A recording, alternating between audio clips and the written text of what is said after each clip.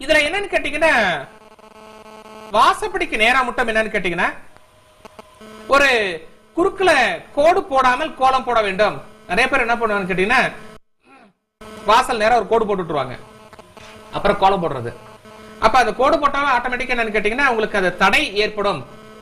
அப்ப வாசல்ல வந்து குறுக்குல கோடு போடாமல் கோலம் போட வேண்டும்.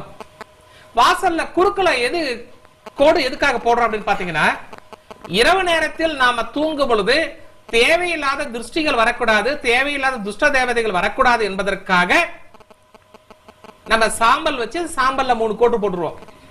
இந்த சின்ன குழந்தைங்க வீட்டுல இருந்ததுன்னு வச்சுக்கோங்களேன், பிறந்த குழந்தை இருக்கும், அது கியாங்கியான்னு கத்திக்கிட்டே இருக்கும், பால் சாப்பிடாது, இல்ல அம்மா பால் சாப்பிடாது, இந்த மாதிரி சில ப்ராப்ளம்லாம் இருக்கும். அப்போ நைட்ல மட்டும் என்னன்னு கேட்டீங்கன்னா, வாசலுக்கு நேரம் ஒரு 3 கோடு போட்டு விட்டோமா தேவையில்லாத துஷ்ட தேவதைகள் வராது அப்படின்னு சொல்லிட்டு சாஸ்திரம் கூறுது. அதனால இதெல்லாம் நீங்க ஃபாலோ பண்ணுங்க லைஃப்